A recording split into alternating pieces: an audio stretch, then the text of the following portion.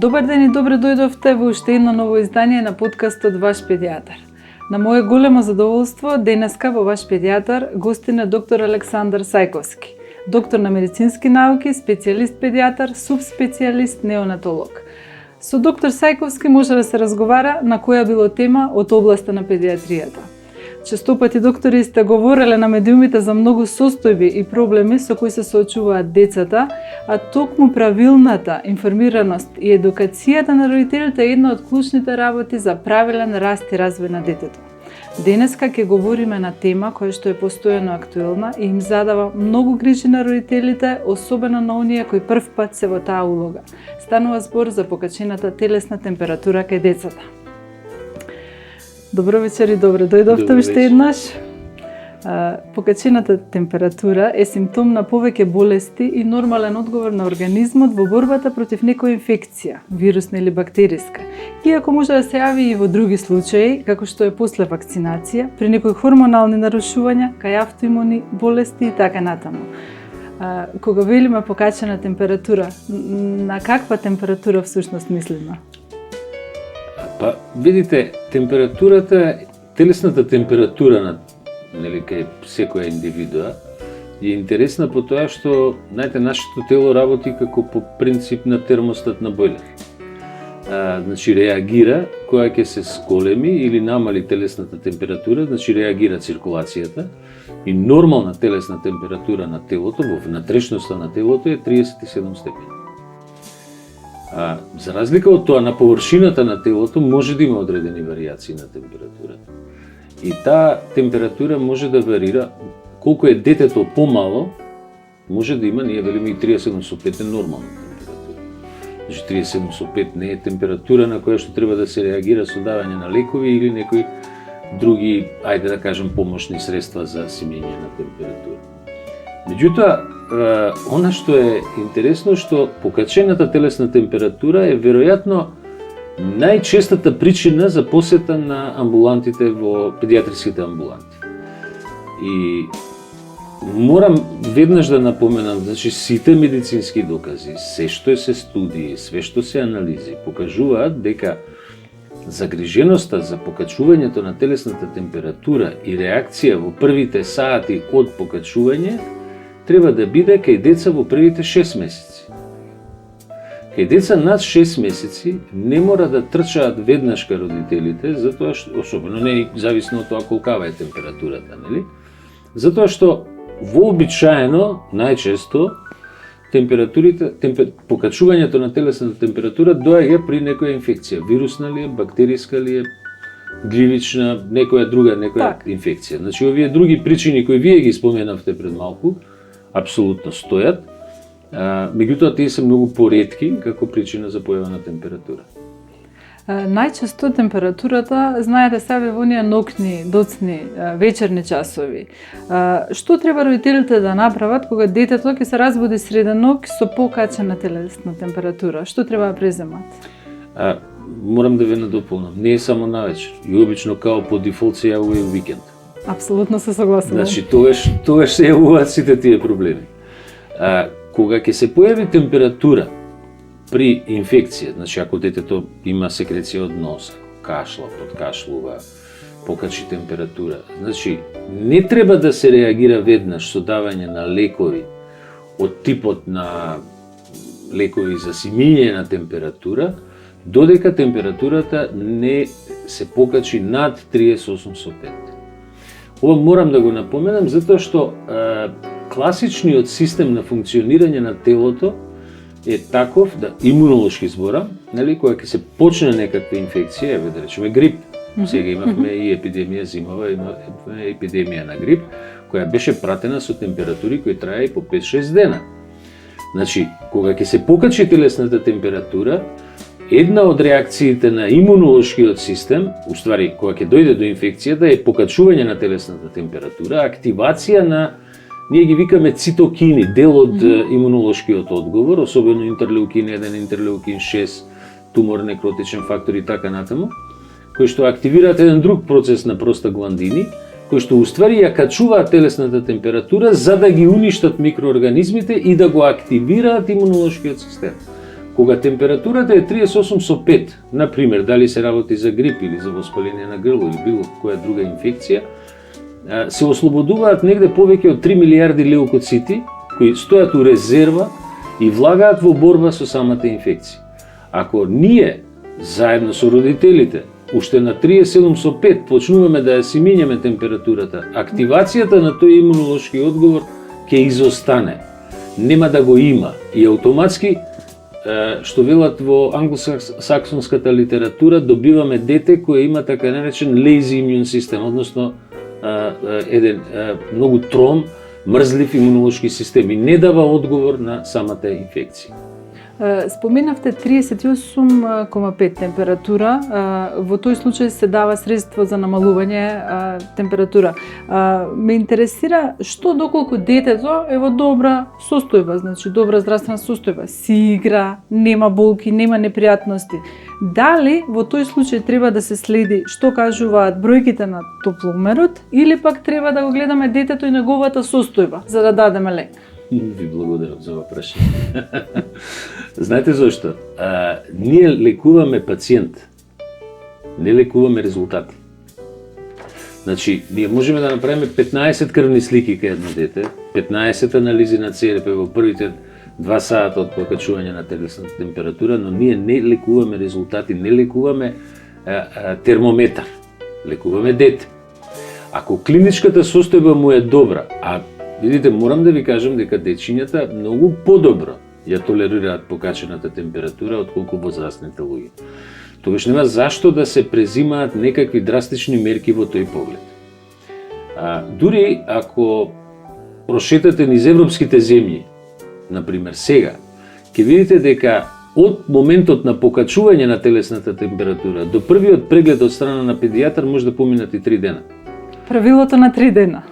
Да, тоа е она 3-day fever што ја викаат, пак ја споменам англосаксонската литература.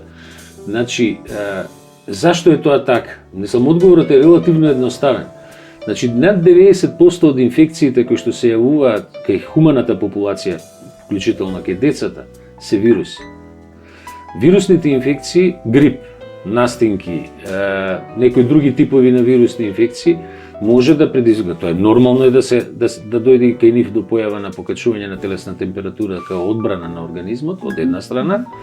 Меѓутоа, тоа се состојби кои во принцип не треба да даваме антибиотици. И нема потреба, ако е јасна вирусна инфекција, нема потреба детето да се боцка и да се прават некои страшни испитувања. Стравот кај нашите родители доаѓа од феноменот на појава на грчеви при висока температура. И тоа е нешто што ги влече родителите да веднашка дојдат во амбулантите. Оправдан ли е тој страв? И кога всушност се јавуваат? Па, знаете, оправдан. Мислам, грчеви на висока грчевите сами по себе, кои ќе ги видите, стварно изгледаат драматично и неубаво и травматично за семејството, тоа не е спорно. Меѓутоа, треба да се има предвид дека 3 до 5% од детската популација во првите 5 години имаат шанса да добијат грчеви на висока температура заради високата активност. Генерално, мозочната активност кај децата е многу повисока од нашата, од возрастните. Затоа се они уопште во движење и во акција цело време, ајде да кажам така, живеат. Во таква ситуација може да дојде до појава на грчеви. Меѓутоа, мора да напоменеме дека грчевите на висока температура се состојба која што суштински, крајно гледано, не предизвикуваат некои последици врз здравјето на детето. Стравот од грчеви се појавува од постарите кои ќе кажат имало детето грчеви па останало со одредени проблеми. Тоа се состојби кога грчеви се појавуваат поради воспаление на мозокот, на енцефалитис или менингитис, како клинички состојби. Тие состојби може да предизвикаат одредени последици. Меѓутоа, самата температура во ваков случај стандардни, што ги велиме фебрилни конвулзии, така ги викаме, нели? Тие не оставаат некои трајни последици во здравјето на детето. Како правилно се мери телесната температура на детето? Тоа е, значи, дефинитивно најдобро мерење е живин термометар, тоа е сигурно. Денеска е помодерно да се мери температурата со овие дигиталните, нели, untouch, што би рекле, термометри, меѓутоа мора да имате предвид дека суштински најдобро да се мери на чело. Меѓутоа не на различити делови на тело температурата може да е различна. Може да измерите температура 37 со 2 на чело, а на слепоочницата е 38 со 5. Значи ја земаме вредноста на температурата на чело. А најдобро е да се мери температурата со живините термометри, сепак тие се најпрецизни. Добро. Најсигурни е, така да се каже.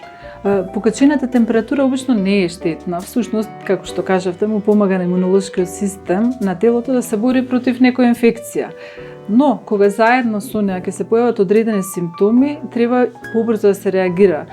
Кои се тие симптоми кои бараат брза реакција и лекарска помош? Значи, температурата е само еден знак за инфекција. Тоа е само еден. Ако детето има дополнителни знаци од типот на секреција од нос, кашлица, свиркање во гради, да речеме ако гледаме дека се работи за инфекција која е на ниво на дишните органи, тогаш треба да се обавезно треба да се јават родителите, ама не заради температурата сама по себе, него заради овие другите симптоми. Но и во ситуации кога е само присутна висока температура пар денови, исто така кај децата една од анализите која што треба да се направи кога се прават анализи е преглед на мокрече. Значи да не промашиме евентуално воспаление на уринарна инфекција која што е пратена со покачена температура. Уринарните инфекции без температура се обично цистит, значи инфекција на долни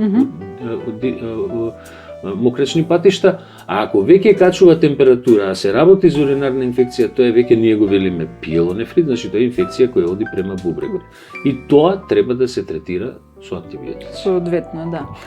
Кога станува збор за покачената температура, најризична група се секако новороденчињата.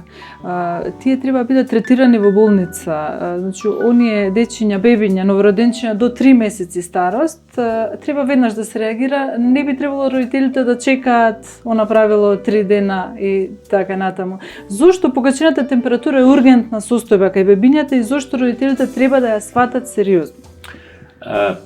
Видите, тука има една само мала опаска околу температурата. Значи, температурата како што може да се појави заради некоја инфекција, може да се појави и заради претоплување. Значи, прекумерно облакање на детето може да предизвика покачување на телесната температура. Управо во оваа возрастна категорија која вие ја споменавте во првите 3 месеци од животот. Значи, децата не треба да се претоплуваат. Што би рекле нашите стари педиатри, кои доста од нив веќе и не се живи, мака мачеа да ги убедат родителите дека децата треба да се расоблечат, не треба да се преоблакаат, дека треба да се облечени еднакво дома како родителите, па дури и помалце, затоа што они продуцираат топлина, метаболизмот им е многу брз и висок. И ние, впрочем, имаме и денеска во 21 век имаме доста родители кои што доаѓаат со деца кои имаат бебиња во првите 3-4 месеци, кои имаат покачена телесна температура затоа што се преоблечени. Но, ако се работи за покачена телесна температура надвор од таа преоблеченост, тогаш веќе има инфекции кои треба да бидат многу внимателно контролирани. Затоа што кај малите бебиња инфекциите може брзо да се развијат, да се расшират, да станат системски инфекции. Затоа е потребно да се јават на да се реагира брзо, да. Кои се најефикасните методи за симнување на покачената температура во домашни услови? Односно, што треба родителите да практикуваат, а што да одбегнуваат? Зошто не треба децата да се масираат, да се мачкаат со алкохол, со ракија домашна, како што тоа го правеле нашите баби порано? Како викаме, имам ракија за мачкање и ракија за пиење. Не, видите, мора да знаат родителите една работа, дека оние лекови што ги даваме за симиње на температура, ги има неколку од нив, нели? Лековите се лекови, меѓутоа, терапеутската доза и токсичната доза на тие лекови знае да е многу блиска. Така да не треба да се претера со нивната употреба. Значи, треба внимателно да се даваат, сепак за симиње на температура. Најбитен елемент е расоблакање, туширање, со тоа ќе падне сигурно за еден степен телесната температура и После тоа, евентуално користење на сирупи или чепчиња, зависи од возраста на детето и од брзината со која што треба да се делува, на тоа што треба да се користи за симење на температура. Смеат ли да се комбинираат овие лекови за симнување на Па температурата? да, има лекови кои што може да се комбинираат меѓу себе, меѓутоа не да се даваат одеднашка, него на одреден временски интервал од 4 до 6 часа еден по друг. Да се следи тоа, да. Ви благодарам многу, од прилика тоа е она што јас сакав да ве прашам, доколку сметате дека има нешто што е битно на оваа тема, а не ве прашав, слободно повелете. Па јас би сакал само да надополнам дека треба да се каже дека кога ќе кажеме покачена телесна температура, тоа е само еден сегмент од одбрана на организмот. Значи тоа е само еден дел од одговорот наш генерално. Значи, прочем, сите и возрастните луѓе и сите оние луѓе што не слушаат и гледаат сега, сигурно прележале грип и знаат како изгледа грип и лежат 3-4 дена дома со температура. Тоа истото им се случува на децата, но не треба да се претерува со непотребни лаборатории и со непотребни лекови. Особено ако се работи за инфекции кои што се вирусни, а најчесто се вирусни, тогаш нема оправданост давање на антибиотици, особено кај деца, и едноставно дајте му малку можност и на вашиот имунолошки систем, односно на имунолошкиот систем на детето да изреагира и само да се одбрани од инфекцијата. Ви благодарам многу за разговорот. Со задоволство повторно ве очекувам. Благодарам.